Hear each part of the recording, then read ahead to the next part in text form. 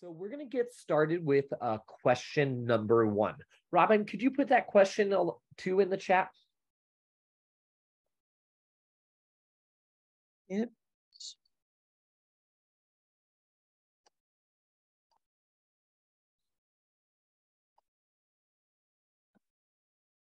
All right. So in chapter 8, and if you are having Garza read the book to you via Audible, it's at 437.54. Garza writes, a lack of strong, effective, strategic, and collaborative organizations and institutions that aim to shift policy and practice is what makes us weak in relation to the right. They have an intricate web of organizations and institutions that provide everything from thought leadership, experimentation, policy development, to engaging in the realm of culture. Do you agree with this sentiment? If so, what characteristics of the right's base allows them to maintain this level of organizing power? And what is preventing similar structures on the left? How can we move towards having more effective organizing? All right, Mary, we'll get, you should be able to turn your mic on and off, but go ahead. I don't think it's necessarily a degree of organization as opposed to they can toss tens of millions of dollars. I mean, I think it was a representative in the Irish Parliament that said you could become a president for for this price, you could become a senator for this price, a congressman for this price, a state assemblyman for this price. And he broke down the price, the average price it takes to buy an office in power and reverse elections based on money, based on cronyism, based on, and even further than that, lies and rallying people around lies and hate symbols and made up platforms such as the immigration debate, such as empowerment of communities of color, taking away white rights, white jobs. I mean, it just, then the crime issue, it's their fault. It's predictable, and they're coming out with the platform all over again, from mayor of LA to a lot of the Senate races. And it's not just white candidates, black candidates are Herschel Walker. You know, they're verbalizing one platform. It's not organization, it's uniformity. They walk in sync and they don't think. I think that the left has so much thought, so much diversity in thought, and diversity in race, and diversity in imagining a better society, that it's hard to coordinate because everybody is scrambling to get basic things done. Thank you for getting us started, Mary. I appreciate that. Kara. Hi. I just wanted to, exactly what she said. All of the things. They have the money, and also they're in lockstep. They have the same opinions. Well, they don't have any policies. So there's no policy stuff to argue about. So all they do is everybody the exact same talking points. Whereas Democrats, we have so many different people, so many different policies, and we listen to all of the voices, and people don't get along, and we fight amongst ourselves. But Republicans are just, this is what we believe, this is what we're doing, everybody believes the same thing. If you don't believe the same thing, they just kick you out of the party. So it's much easier for everybody to agree on everything when they all just do what they're told. Like, nobody has a mind of their own over there. Well, and as you were saying this, it made me think of Don't Think of an Elephant by George Lakoff, who talks about, the conservative mindset is very patriarchy, and you have a leader and you are told what to do and you do it. And so when you do have that, there's less pushback because, well, you're just supposed to, follow the leader. So yeah, that's what it made me think of. Amelia.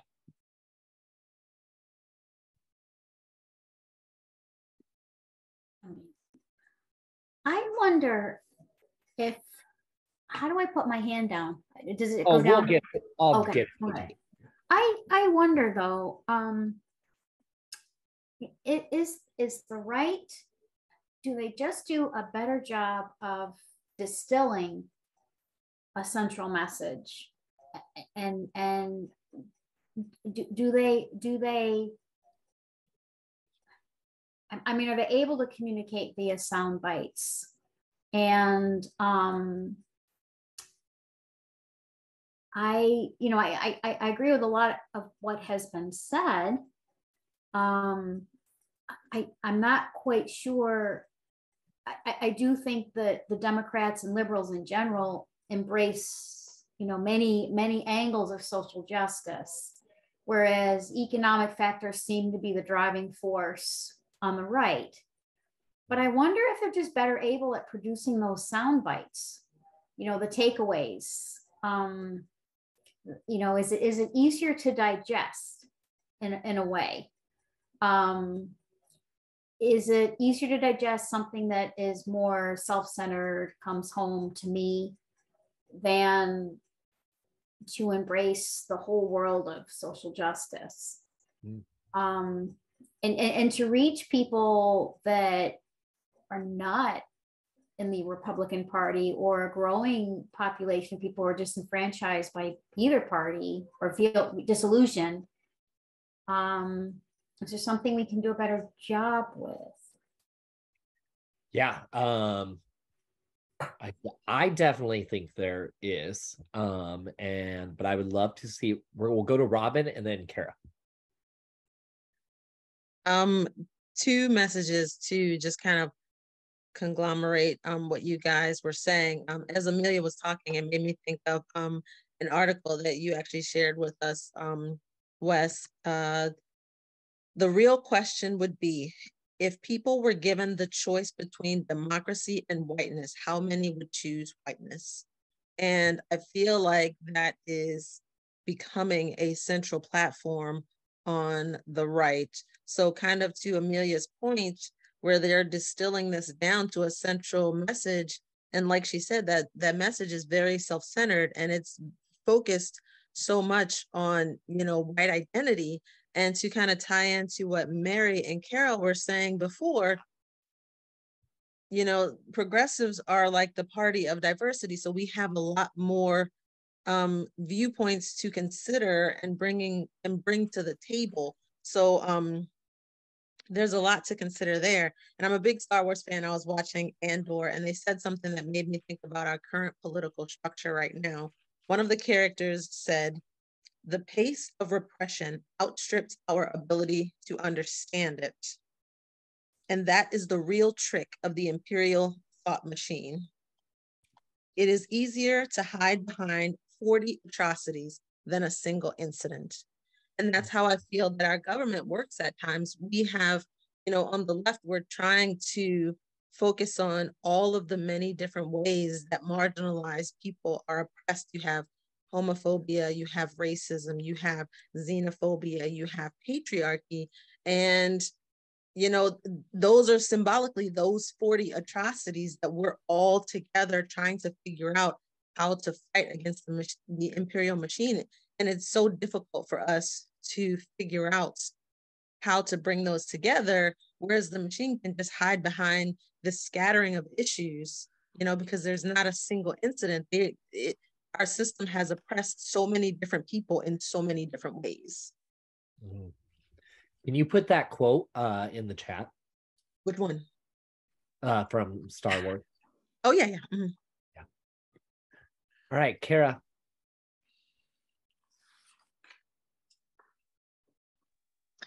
I just, about how the Republicans do the sound bites, and like they're very effective. But again, because they're not trying to explain a policy. It's very easy to get up there and say, crime is bad, immigrants are bad, blah, blah, blah, blah. But when Democrats are trying to speak, we're trying to explain what we're trying to do, what our policies are, what our goals are. They don't do any of that. It's very easy to get a 30-second soundbite when you're saying immigrants suck, crime sucks. Black people suck. Jewish people suck.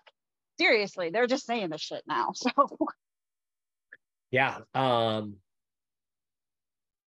I want Crystal to speak, and then I was going to share a tweet I saw today. Go ahead, Crystal. Hi, I agree with the sentiment, and I agree with many of the comments that people have made. They are very effective in communicating one message and avoid talking about any type of advancements that they have made to even help their constituents, because oftentimes they do not. And an example of this is that I saw is that there was a debate I'm from North Carolina, so there was a debate between Sherry Beasley and Ted Budd, and Beasley was trying to communicate specific things that she wanted or was going to do if elected. Budd, who's already in office, did not talk about any of the policies or things that he had done while he is in office. He continuously just focused on the fact that she's a rubber stamp for Biden. And he said that, and I counted it, he said it at least 9 times. Mm-hmm. So to me, they are very effective in repetition. And it's similar to me to what you would do in schools. As a teacher, if you want a child to remember certain things, especially when they're young, you will repeat certain things over and over again. Or even, as a parent, if you're trying to teach your child to do something, you will have him or her do it over and over again until they master part of that.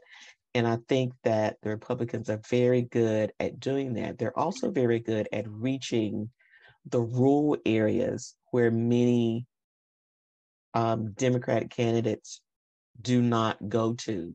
And that was one of my concerns when we had another Democratic candidate running for president, is that you would always see that person. I can't think of it. It's Clinton. I would see her in more metropolitan areas, more of the big city areas, and I kept going, you need to go to the rural areas. You need to be seen in the rural area. You need to put on a pair of boots, and you need to go to that pig farmer, and you need to talk to that pig farmer about what's happening with this farm and what's happening with the economy and how she can help him. And it never seemed to happen. And the party never seemed to get on board with that as well. But the Republicans are really good with reaching out to the rural areas and those individuals who already have a small qualm about something that really isn't even related to their area. I mean, I was making phone calls and someone made a comment, well, I just don't like the stuff that's going on with immigration. And I'm going, wait a minute, we're in North Carolina. We don't have a border wall here. Hang on, we don't have that many. Why is that such a big issue? I'm asking what's the concern right now in your community? But it was because he had already started to have been drawn in by that huge machine. Thanks. Sorry, I know I got a little overpassionate. No, I appreciate that, and you gave a good example of it too, and I'm sure we can all think of examples in our communities of just a repeated message that you just hear over and over, and you're like, why are we hearing this?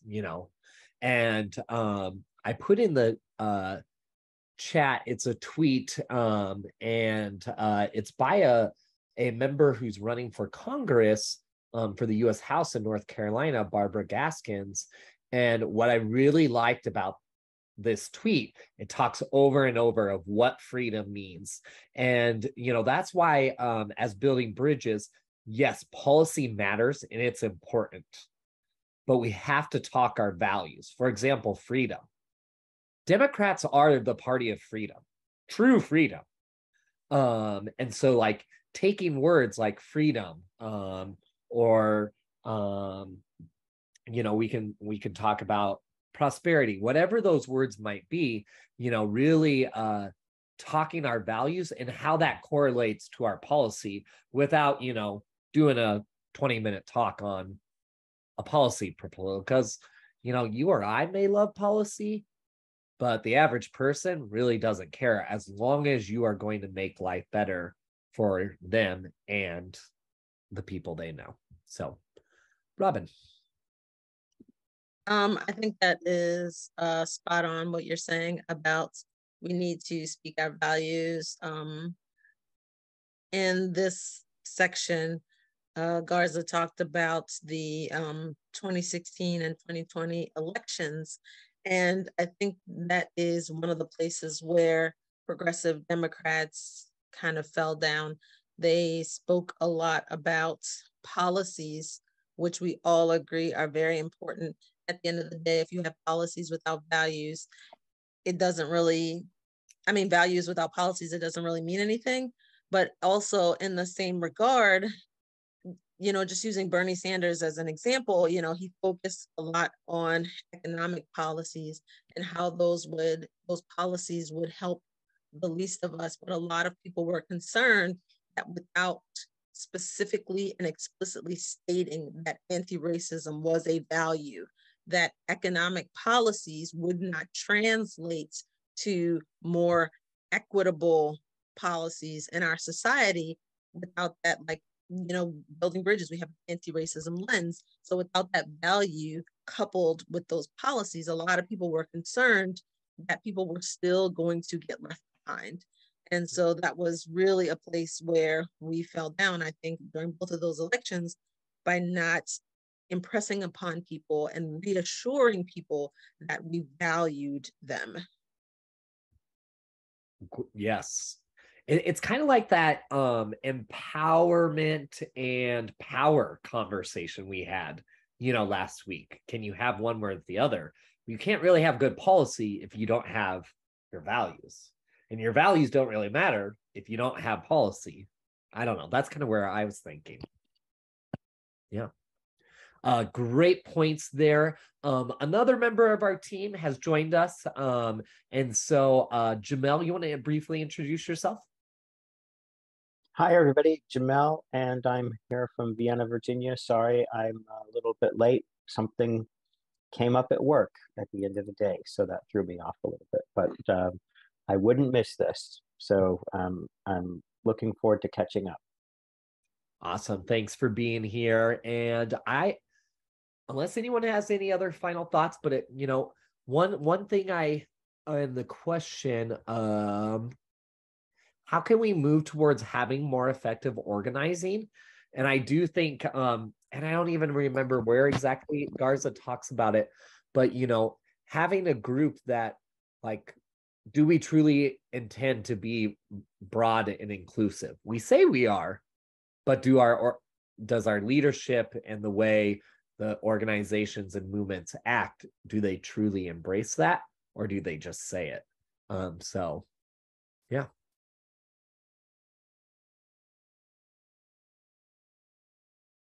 All right. Yeah, go ahead. Sorry, I was trying to get to the raise hand before you moved on. Okay.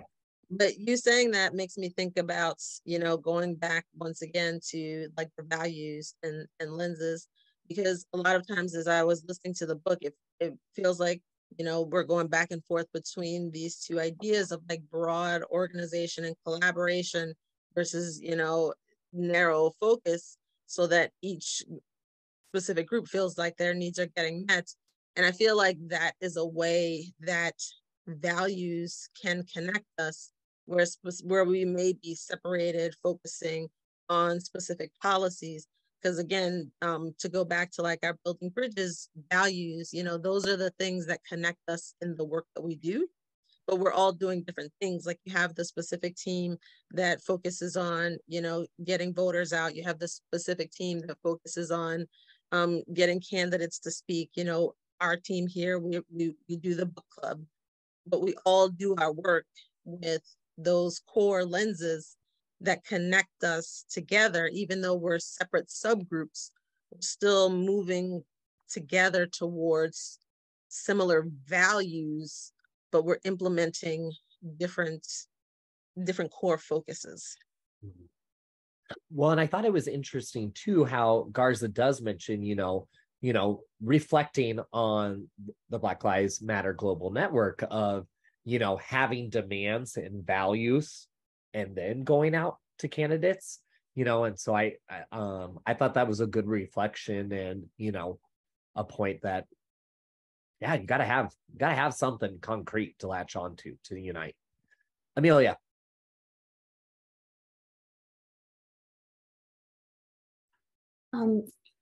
I agree, and I, the core value, and then of course the idea of working against oppression.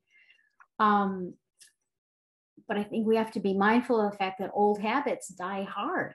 I mean, the examples of the women doing the work within the organizations, the bulk of the work, and a handful of men. I mean, it's you have to literally reframe, rethink. You've got to shatter all of the presuppositions and the assumptions that you just. It's like smog in the air. And one of the writers, I think it might have been Beverly Tatum, described racism in that way. You breathe it in. You're not aware of it, and until you have confrontations and you work with people who are not like you don't know where those messages of oppression, how they're disseminated, so I think, yeah, organizing around a core statement, a core value, but practice is I think being ever mindful of working actively against oppression of any form, daily reminders can help undo some of those habits. Thank you. Yep. And I think you might have said it earlier, Amelia, or someone else, but that repetition, and we have to keep saying what we believe over and over and over to truly overcome that. So yeah. All right, let's move on to Roseanne, go ahead.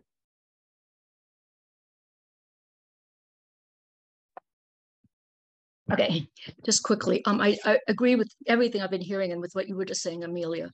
But I feel like in terms of inclusiveness, we have a very tough job. And I'll use we and them, and I think you know what I'm meaning, I hope. But in terms of inclusiveness, it's really important that we're very inclusive and think about everyone we're trying to reach and all the issues that concern everybody. And I feel like that them they're very well organized and moneyed and very good at what someone was saying earlier about getting this repetitive message. I mean, you're talking about we need to have some very consistent, certain messages that we get out consistently to everyone. But that I was at a abortion rights rally over the weekend in Venice, in Santa Monica, actually here. It was not huge. There were huge ones elsewhere, but there was a very, very large, horrible, insidious, disgusting pro-life rally being organized also on the pier, Santa Monica Pier, at the same time. It was huge. It was supposed to happen later in the day. It was massive. It was like vans and this and that. I saw one van with the word ultrasound on it. So maybe they were going to give women ultrasounds. It was very ugly seeming. And we were told there were maybe some of them in our group. And my feeling is that a lot of those folks, and this is all of my stereotypes here, are that they're reaching out to this not so diverse base, this very more single-minded base that like all look up to like this one leader and have this one single-minded or a few single-minded things, and they wait for that call and they show up, and they give money even if they don't have money. So it seems like that's what we're a lot up against, is that they get the word, they show up. Whereas a lot of us are doing different things. We feel like we have to reach people in different ways, and it's true.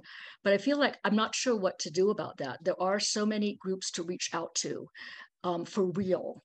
And there's this other base that is really, I think, a narrower base, but their leaders, in quotes, have their number.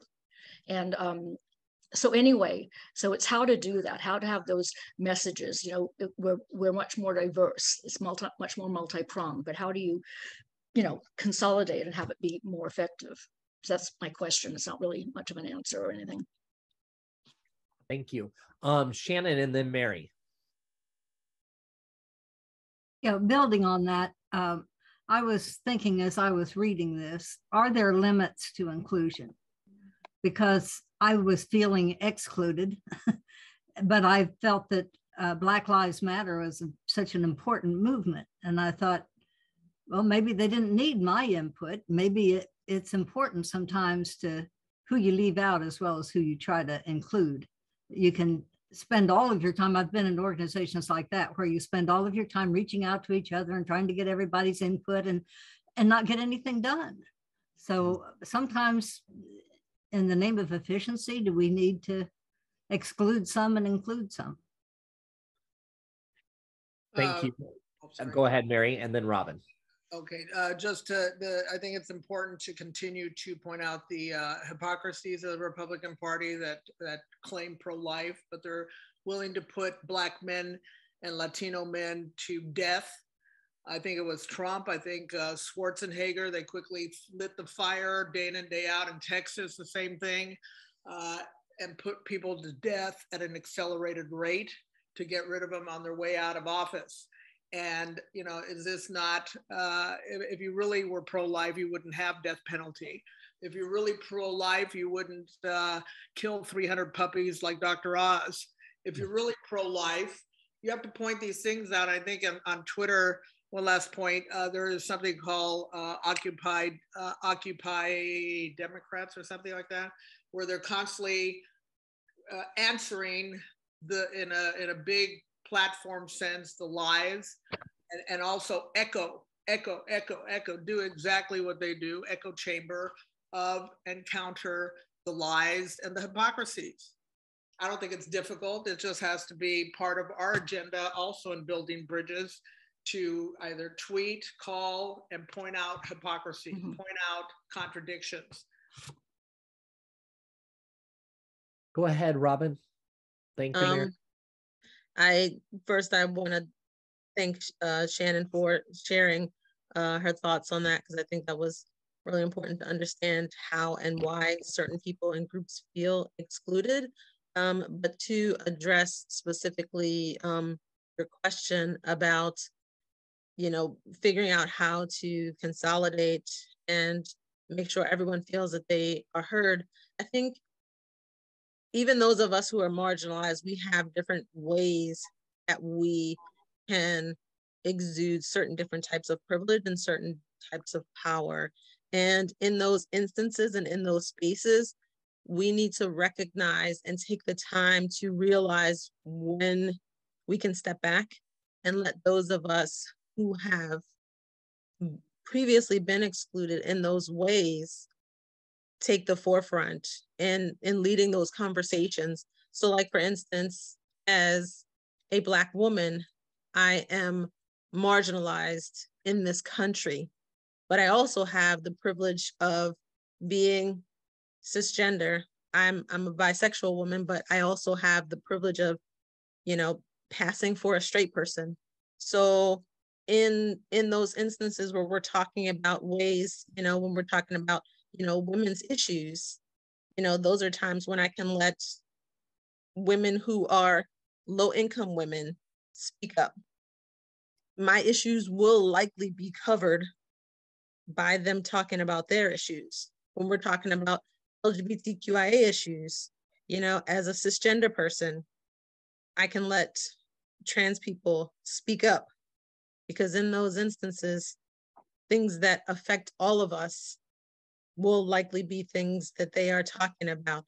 So in times where I can still show up for them and recognize that their issues are also my issues, but also realize they are marginalized in ways that are, in certain instances, more severe than I am.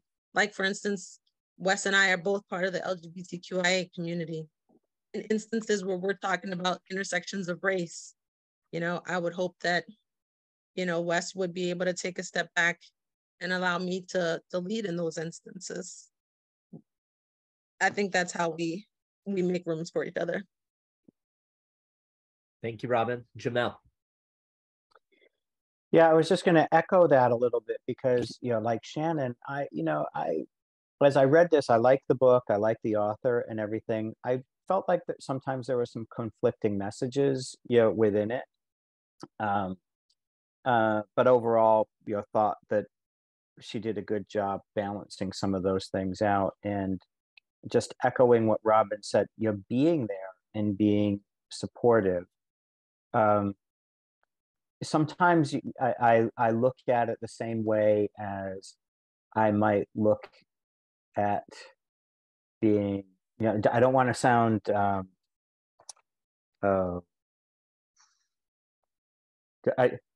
don't take this the wrong way, because I don't think it applies to movements and stuff like that. But when you're a parent and you're dealing with your kids, there's a different, you can't be involved in everything that they do, but you still need to be, present. You need to be supportive. And not that this is, when you're talking about different groups and different movements, to say, well, you're treating it like a child or something. No, that's not what I mean. It's just this notion of finding out the right way to be present, let them know that the support is there, that you're available, and at the same time, not also accepting and being comfortable that you don't have to be involved in everything. There's a certain amount of trust there. And I think when you might be part of a group and it's harder to relate, like in this book, a little bit, maybe a little bit harder to relate when she's saying, well, different groups might not have the same experiences. They need to let the communities think among themselves and develop themselves.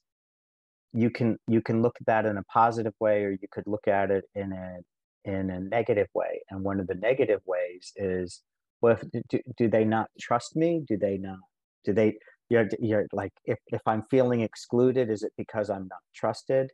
And to me, the answer is no. It has nothing to do with that. It just has to do with the fact that certain groups, certain affinities do kind of need to figure certain things out, and as part of their own identity. And it's okay to have that space. And the reason why I raise the parent-child thing is because we can accept that it's okay for them to have that space in that instance, and we kind of recognize the value of giving space. And I think that in other situations where it takes a little bit of trust and thinking to give somebody else that space, it's the same type of thing applies. It's okay. The point is, it's okay. All right, go ahead, Robin. Thank you, Jamel. I'll try to be quick. I just wanted to address some of the points that Jocelyn made in the chat, and thank you for those, Jocelyn. Those are really good points. You say that it seems odd to exclude anyone who wants to help, and I agree wholeheartedly with that sentiment, but we also have to be mindful of the ways that we decide to help, because in some regards, there's leading and there's following in any scenario, and one of the questions we have, Garza talks about decentralized leadership and things like that. But aside from that, there was a quote, and I can't remember it specifically, but it was along the lines of being spoken for without being spoken to. And I think that is primarily an issue that we have on the left in a society where we're trying to be more inclusive to people, in a society that has been built on white supremacy. So that's all we know. Because a lot of times people who genuinely want to help do not have the tools to understand how to let marginalized people lead. So when they come in and they want to help, they want to speak for without having spoken to. So in those regards, that causes a lot of friction, because it's not that people who are marginalized are saying that you cannot help. They want you to figure out how you're going to help, and help in a way that provides them with power, as opposed to trying to speak over them and do things for them. The other thing you mentioned is about inclusion. And I think that another thing that we need to consider on the left is how and when we decide that we feel included. Because I've had conversations with other people within the LGBTQ community who say that they don't feel included when there are LGBTQ stories that feature people of color. So this is a story featuring a gay, bisexual, what have you character who's a person of color. So in that regard, you've chosen not to feel included in that story because you chose to identify more with their whiteness than the fact that they're LGBTQIA. So a lot of times people who are in positions where they're approximate to power, particularly people who are white in a white supremacist society, you know, there are ways that you can choose to feel included that will allow you to provide more space for people that are marginalized in ways that are different than you are. Thank you, Robin. Solid discussion. Appreciate people sharing their true raw thoughts and talking about this, the comments in the chat or the comments shared verbally.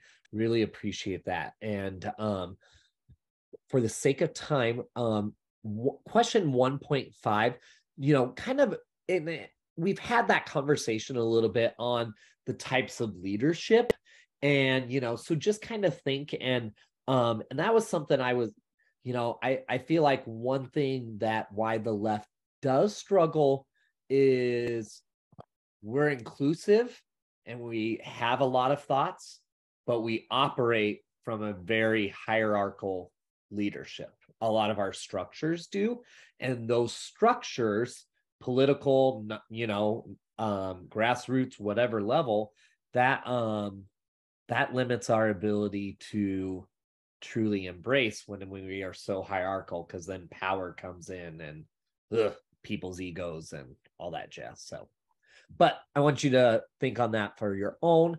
And Robin, are you ready for question 2? I see a smirk. I got to get back to the reader's guide. Okay. Oh, I can post it. Okay. I got it pulled up. I can post question, just Okay. question 2 or question 2.2 and 2.5 or just 2? Yeah, we could probably lump 2 and 2.5 together. That's a good idea. Thank you. Okay. Alrighty, question 2. How do you understand intersectionality? What does it mean to be intersectional? How do you practice intersectionality? 2.5. As an individual who might belong to more than one community based on race, class, gender, sexuality, ethnicity, health, religion, etc., how do you personally balance your embodiment of different ways in which the needs of your multiple communities intersect?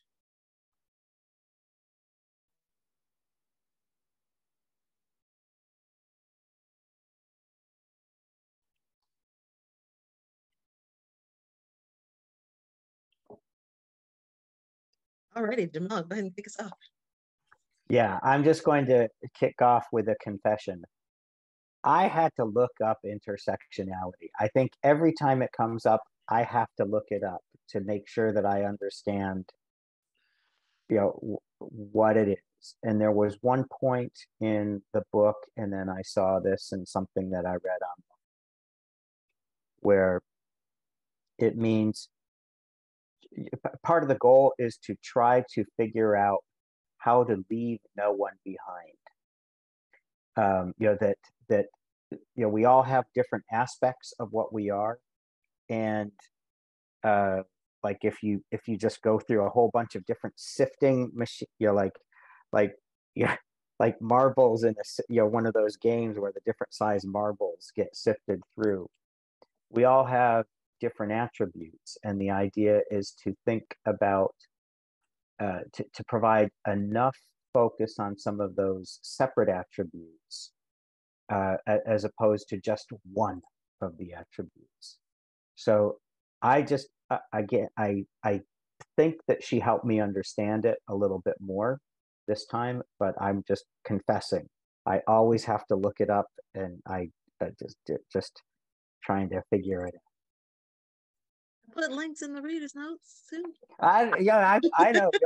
I looked. I mean, I looked at some of those, but I'm just confessing. It's like I hear it, and I'm like, in some of the other books that we read, I was like, okay, I guess I get it, but it's it basically involves like dividing yourself into pieces a little bit, and I to me, I'm like, well, but I'm a whole person. I'm not just these pieces. But I think the thing is, in some ways, I am the pieces. I kind of disagree with you on that, friendly disagreement. But I'm going to let Mary go first, and then I'll say why I slightly disagree with that.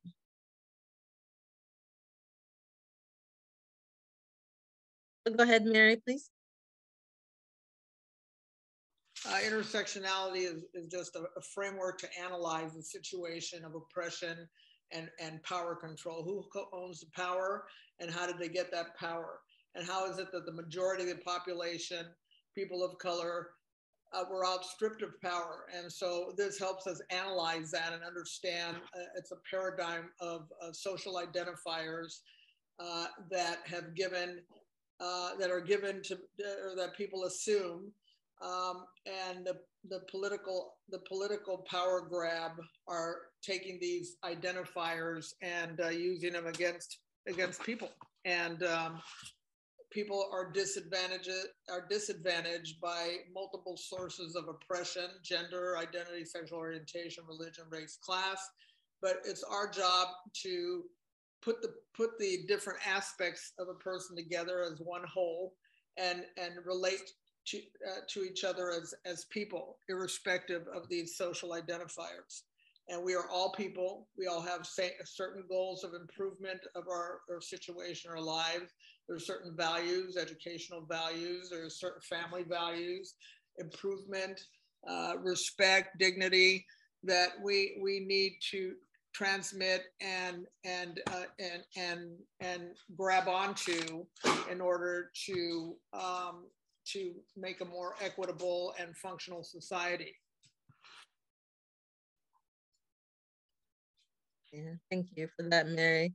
I will say, Jamel, even though I do respectfully disagree, I completely understand your sentiment, because sometimes it can feel like people are trying to pull you in multiple directions and trying to force you to make a choice. But ultimately, as an individual, it's almost impossible to be able to make that choice. One of the ways that I kind of navigate around that is by seeking out communities that are intersectional.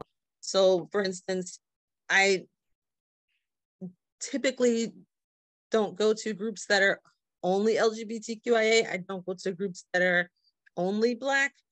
Or if I do, they have to, like the moderators of that group have to come out and say, in Black spaces, they have to say, we are not putting up with homophobia here. In LGBTQIA spaces, they have to say, we are not putting up with racism here. And I tend to gravitate towards spaces that are led by LGBTQIA people of color. So people who already live at that intersection and understand what it means to have to navigate that, because they are already coming from a perspective and a lens of having to navigate both of those worlds. So at times, a lot of times there are even things that I don't consider, because I also have like the intersection of being like relatively middle class. So there are certain other things that I don't consider, where in those communities they have other issues. So that's where I try to navigate around that. And Kara, you have your hand up, so I'm going to ask you to unmute. I have always understood intersectionality, and she I mean, kind of, well, anyway, I have always understood it to be like the reason Republicans hate you. So like if you're Black and you're female and you're LGBTQ and you're disabled, then you have this then you have all of those reasons. And so like you have all of these struggles that you have to fight against.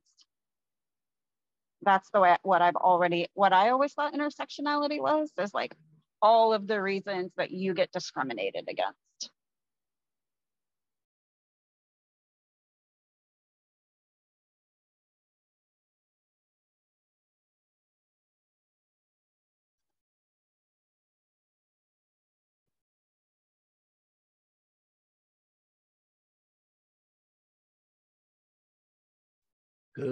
Good stuff. Peg, go ahead. Thanks, Wes. I put in the chat this definition I found on Wikipedia of all places, but for what it's worth, there are some things in their offered definition of intersectionality which I think are important to consider, and that is combination.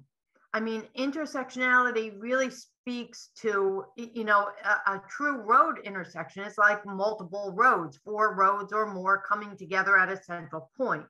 And intersectionality seems to be this combination. I mean, unfortunately, it kind of has taken a twist.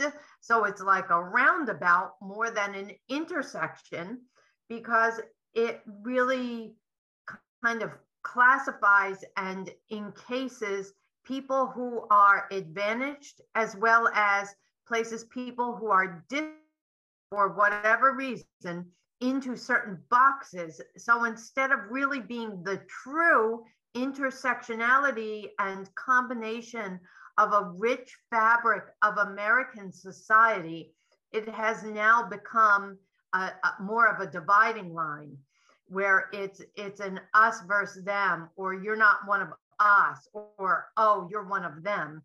And in seeking, I think, and sometimes this is what I think the left struggles with somehow, is that we tend to be so inclusive that we're almost disclusive in seeking to include as many people as possible. With if people don't have the same views as us, we're just as exclusive as our right side individuals tend to sometimes be stereotyped as. We can become our own stereotypes too. So thank you, Robin, and thank you, Wes.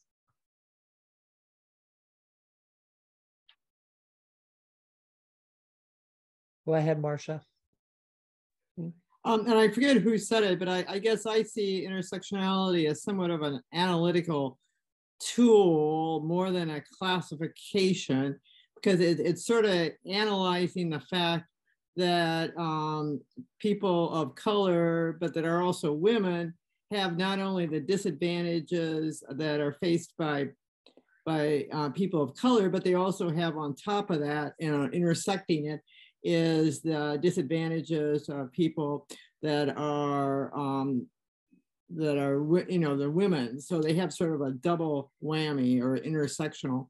And that, then on the other hand, even, people that are white, we may be viewed as sort of in the, not disadvantaged in that way, but if you're a woman and you're lower class, that's another sort of intersectionality, and that the intersection, so that, there's different, I think, some people have said, it's sort of dividing us, but it's more, I think, or at least I view it as sort of an analytical tool for, the, different ways that you can either be advantaged or disadvantaged, and putting those pieces together.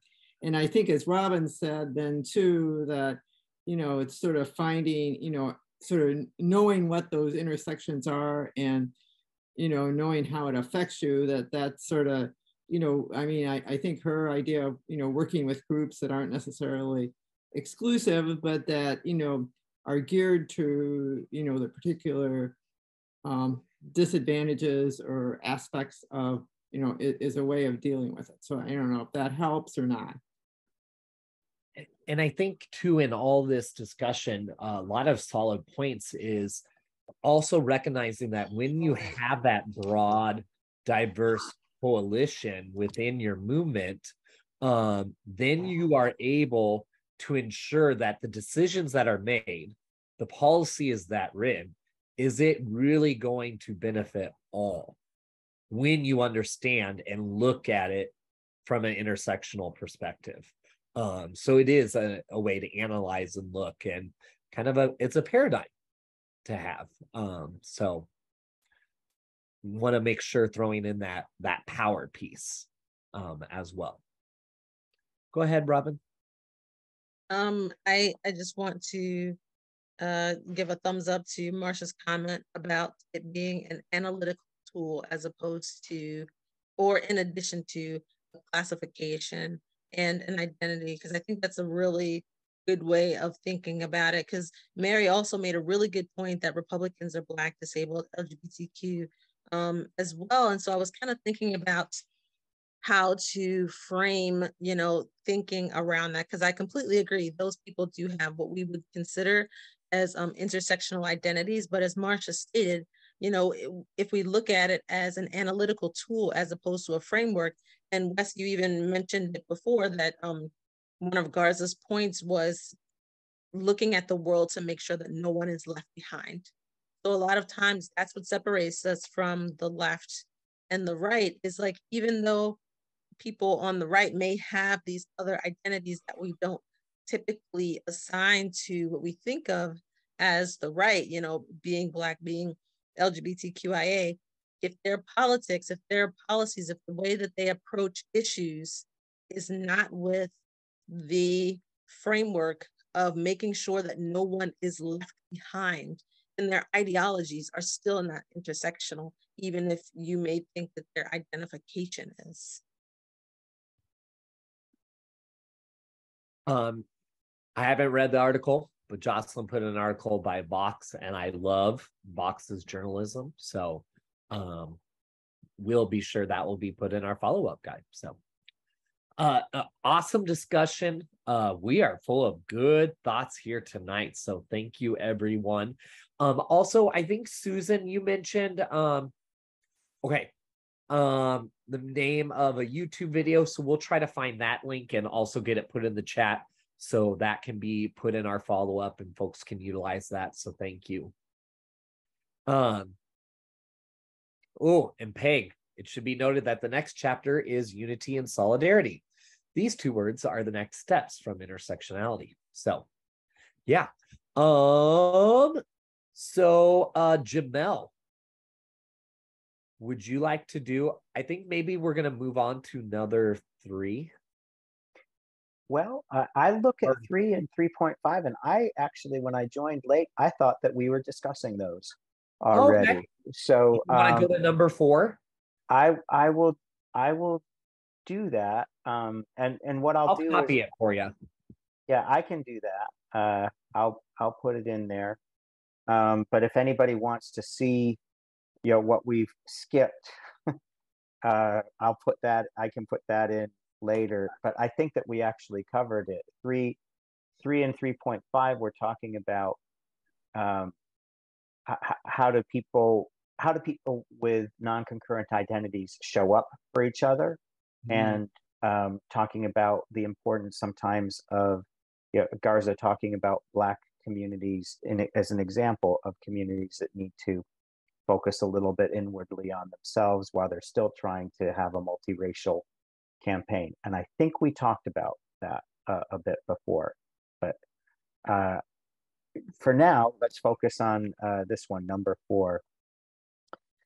During the presidential campaign of 2016, Hillary Clinton expressed the belief that you cannot affect change by changing hearts, but by changing law, changing allocation of resources, and changing the way systems operate.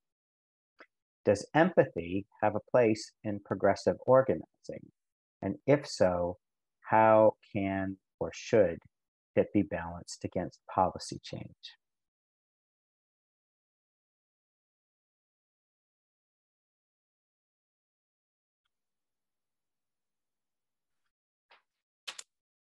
Clarissa, go ahead. Hi. Well, I don't know if this is in relation to your question, but I'm gonna try. So I didn't start becoming more active politically. Like I've always been interested in helping others, you know, volunteering in other, you know, places and things like food, you know, food banks and all that kind of stuff. But this is different for me in volunteering and participating in action with the Democrats here and around the nation. Because when Trump said, when he was running and he was, you know, against Hillary Clinton, he said that he wasn't for pre-existing conditions and that we shouldn't have healthcare, something on the lines of those things. And I personally took offense to that because, I'm sorry, I'm getting emotional, but anyway, because, you know, I have a pre-existing condition and I know other people who have pre-existing conditions, and we're not ready to give up. We just need, you know, to be on the right healthcare treatment, whatever plan, so we can be the best that we can be. And so while, you know, dealing with, you know, situations like that. So I guess in answering your question, or maybe I didn't actually answer it, but it was because of empathy.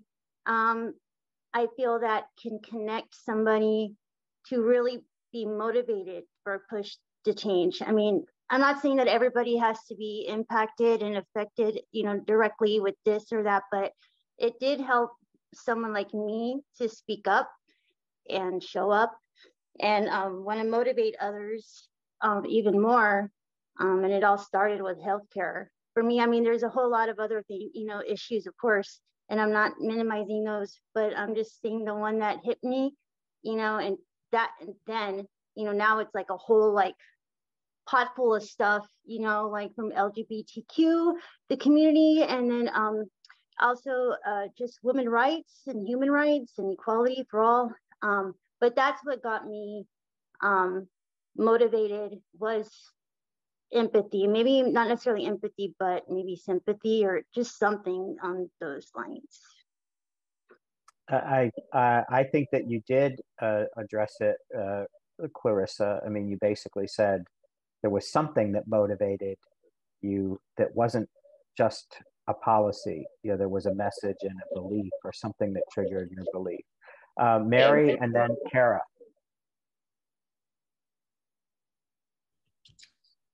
I think that the Democratic Party is a party of empathy, but we have to be realistic. There's also racism within the Democratic Party. Everybody has a racist aspect. If you deny it, then I think you're lying to yourself. It's just, we're humans. We don't like too different. We accept more similarity, people that are more similar to us than different, too different than us. That's human nature. So beyond that, there's a legal structure and laws that we have in place, or we used to, until Trump tampered with the system. But, you know, I believe that in this country, justice has to be legislated, and justice has to be go through the courts of law if necessary. But action can be taken. Public discussion ensues, and we can move an agenda towards a more justice-oriented country. And you know, it's important to never forget the history, because I think the Deep South is trying to erase history by denying books and trying to erase and rewrite history, and ignoring slavery and ignoring those periods of colonialism that destroyed the indigenous populations of this country. But we need to keep those things alive. We need, as parents, to educate our children to see the whole truth and not just this slim truth that can be pretty devastating for the future of this country. So I think the overall direction, at least we have a judicial system that usually works to legislate justice as the last resort. And I think I agree with Clinton's comment.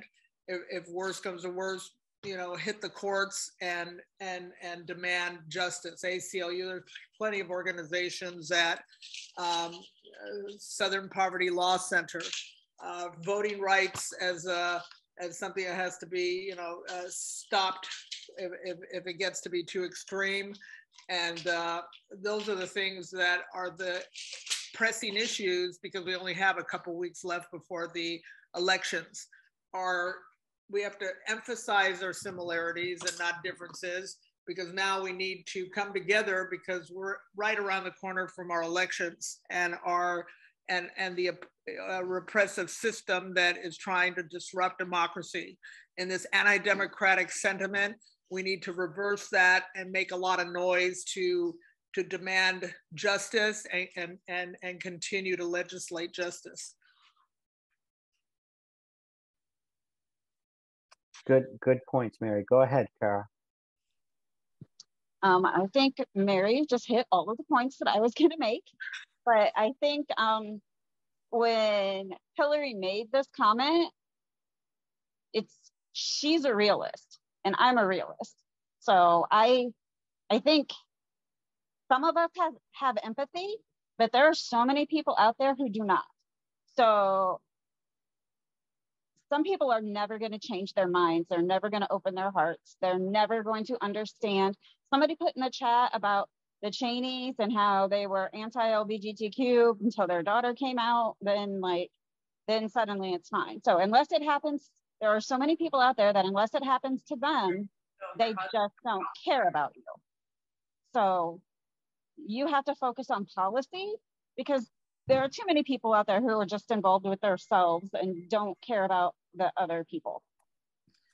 So policy is important. And then policy can change attitudes.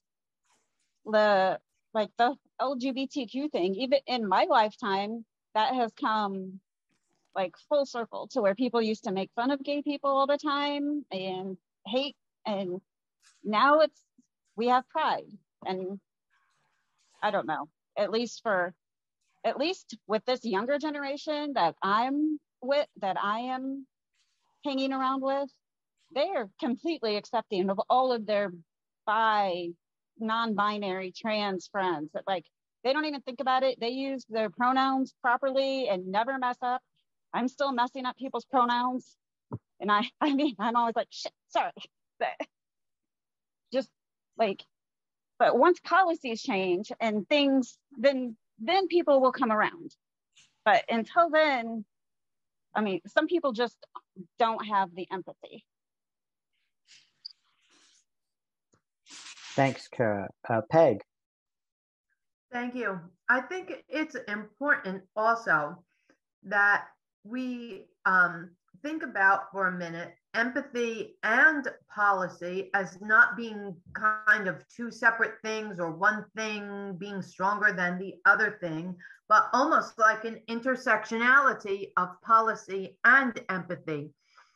And in The Purpose of Power, although it's talking about intersectionality, I think it's relevant here to empathy and policy.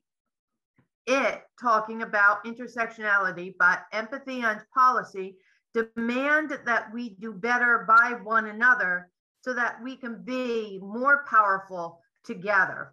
And that's on page 148 West, if you're looking for it. And then later it says on page 159, doing this work together ensures that we can go out into the larger world, link arms with other communities who share a common cause, and advance our movements.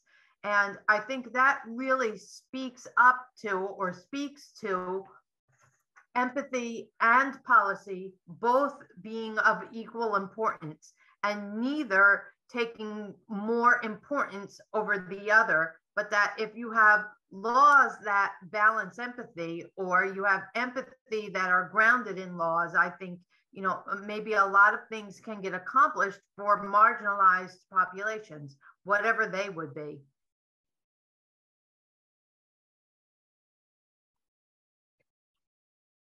I think that if, you know, and I wasn't there when Clinton said whatever she said, but it kind of came across in the book that she was challenged. You know, this came up within the context of her being challenged in terms of what she believed, or what she was delivering, or criticisms of some of her past activities. And the way that it was presented in the book was that at first, instead of addressing those, she almost said, hey, you guys can, you know, scream all you want, but we really, you know, we have to, you know, I'm focused on policy. And to Peg's point, it was almost as if, and I'm sure that this wasn't, it just came across the way the author wrote it, or maybe the way that I read it, was that it was a way of downplaying one in favor of the other. I don't know if that's the way Hillary Clinton actually felt, but I feel like it's when I compare the left and the right, sometimes it's as if the people, it's not enough on the left to actually have a belief, you know, and to put, you know, everybody to push forward with that belief. It's almost as if you've got to, you have to believe everything, whereas on the right, it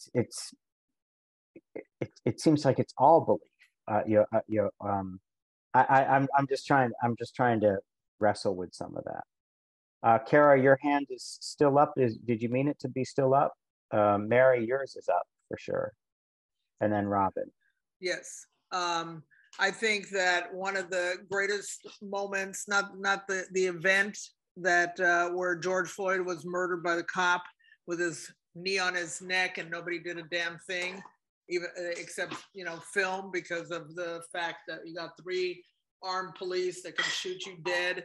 And in front of the whole world, he had the audacity to snuff the life out of George Floyd. And I went to his funeral in Texas, and we went to protests across LA. And, you know, I'm 67 years old, and we were out there, and it was the most multiracial, gender from all types, all sectors, all ages out there, because people were, you know, they were rocked. Their conscience was rocked, because we're supporting a system of genocide. We're supporting a system of police brutality. We're supporting a system that imprisons over 2 million men in jail. And a lot of them are, if it weren't for the Innocence Project, a lot of them would be dead. And they actually are now living productive lives out of jail after a lifetime being in jail. So, you know, we have all these social ills, but people keep coming here for a reason. There's opportunity, even though if we end up in court, we still can have those opportunities. I think that moment of realization that so easily murdered George Floyd really had a major impact for a lot of people's consciousness of communities of color, especially the African-American community, the BIPOC community. It really, that moment, and the moment that the 2 Category 5 hurricanes hit Puerto Rico, and Trump threw a roll of toilet paper and said, "Here, dry your tears." And the family separation. Those are 3 events that rocked the inside gut, that really made you react to having a sense of indignity for injustice and not accepting it, reject it at all levels. And I don't care what color you are, I don't care what gender, what age. I think that people fundamentally have a conscience in this country, more than a lot of countries in the world. And I think there's potential. We just have to keep working at it and keep talking through these issues with people. But, you know, there's real work to be done at a practical level.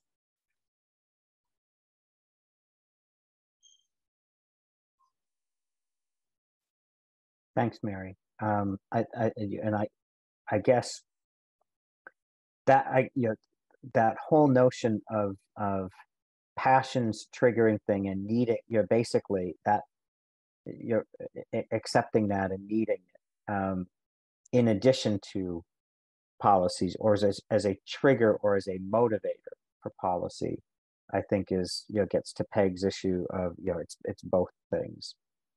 Robin.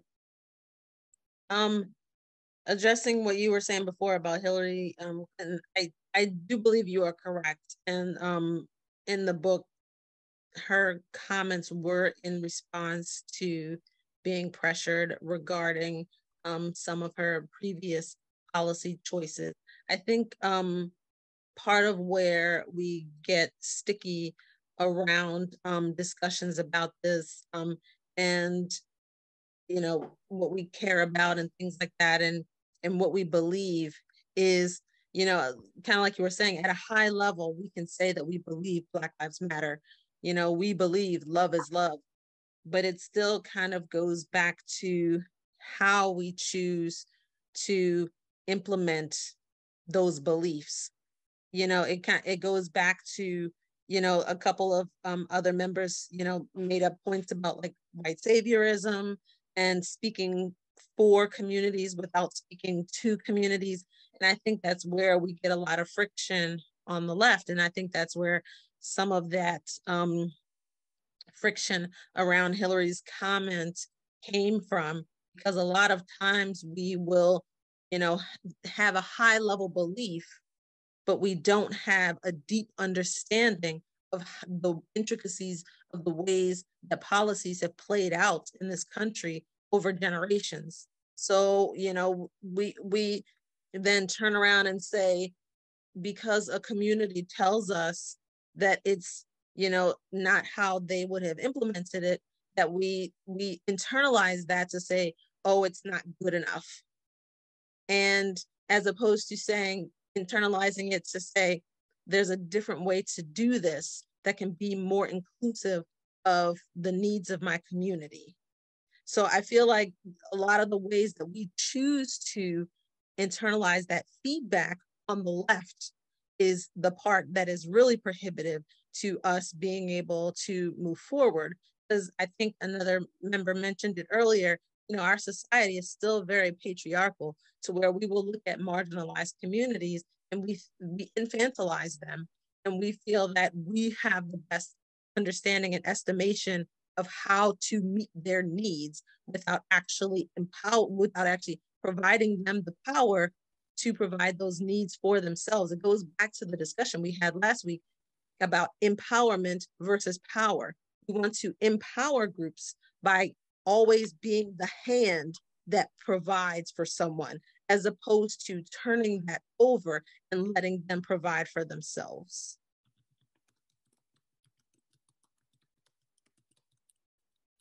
It's really well said, Robin. Thank you. We're now at Wes. We're now at 9:24. Robin and I thought maybe we'd go to question 6 as our wrap up. Do you want to handle that one, or I'll pop it in the chat. And that's what I was kind of thinking too. And so we're less than a month away. 28 days, 29 days till the midterm elections. I don't know about you all, but I actually got my ballot. It's sitting on my little footstool. Early voting has begun in Nebraska already. And so in chapter 11, Garza talks about the importance of voting, even when a community feels disengaged from or disillusioned by party politics, or I'll just say politics in general. What messages are you hearing within your communities that give you hope or concern on strong voter turnout in comparison with the potential for disengagement. So, what are you hearing? Are folks excited to vote in this midterm? People are not excited.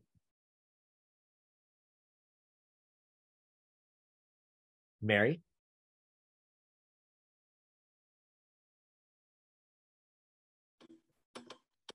I guess maybe I live in a dream world. People seem to be excited. Excited in the sense that it's urgent. We got to stop the Republicans. It's urgent.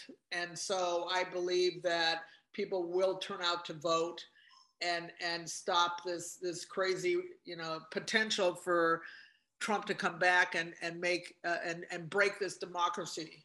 And I think that's really what we have to emphasize to everyone that you come across and your phone banking and all that, that democracy is on the line. It's beyond voting. It's saving our system. And if you want to see what we're going to be, all you have to do is look at China and Russia and ask, are those hundreds of thousands of men leaving Russia, are they happy? Are these people happy? No, they're not. And so we gotta really shake it up and get people to go out and vote to save this system that we live under, whether it's rot or whether it's rot in progress. We can modify, change, pressure from within, from without, but there is potential for change. There are different ways, as long as we maintain a democratic movement. We don't want to be like Iran.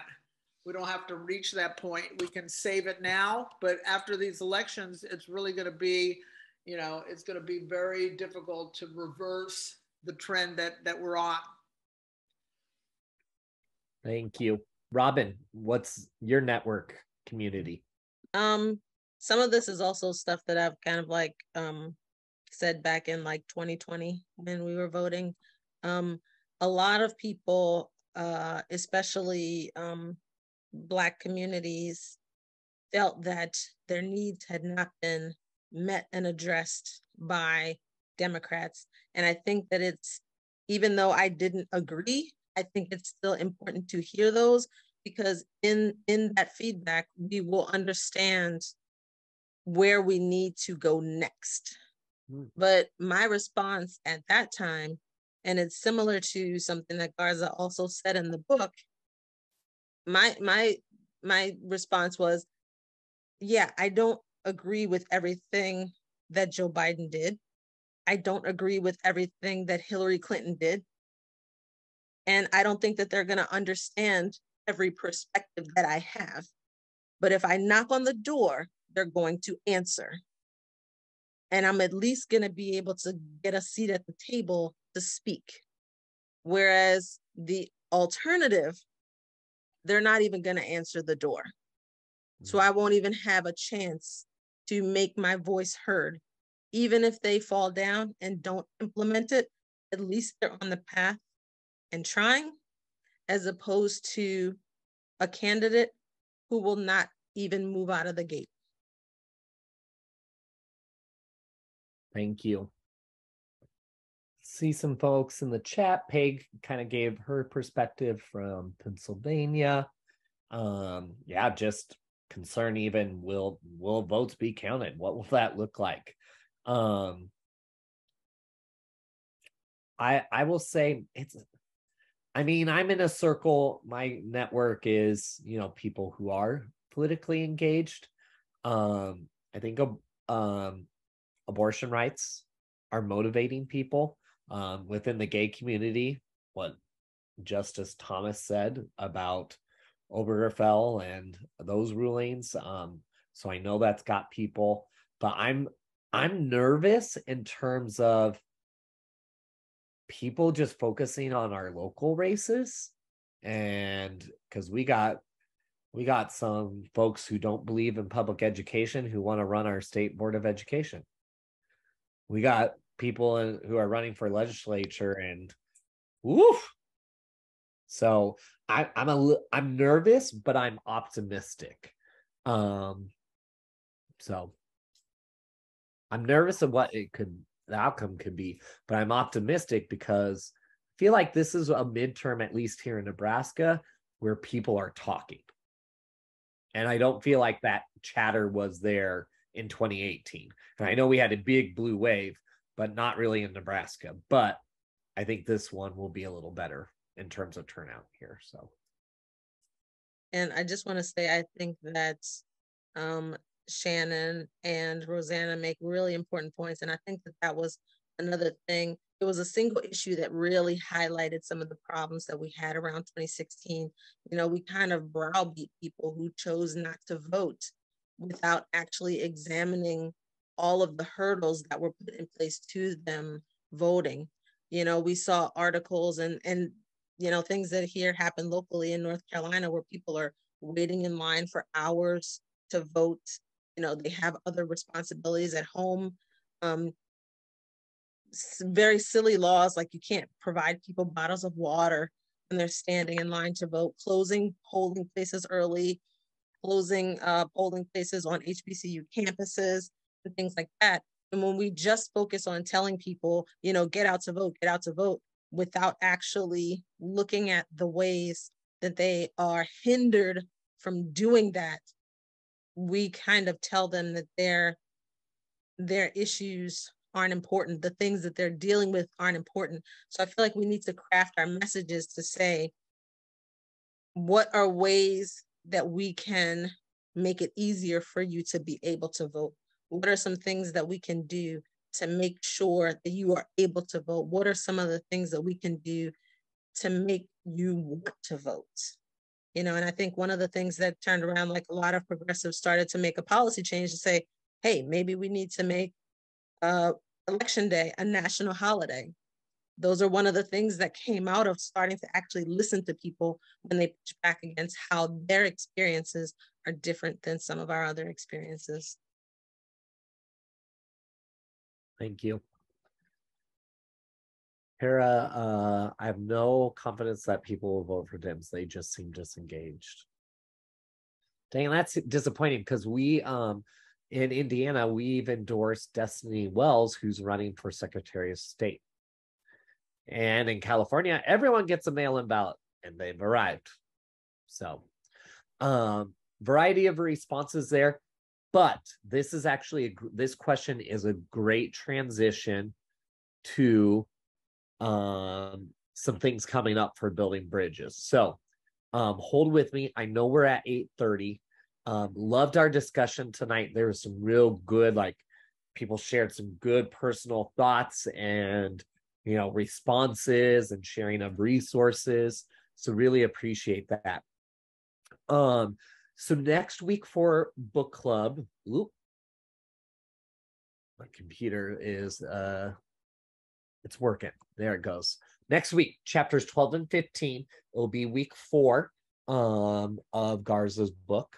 Hope you can join us. Invite friends. Anyone can join. I'm excited because I love hearing what people say about identity politics, and that's chapter 12.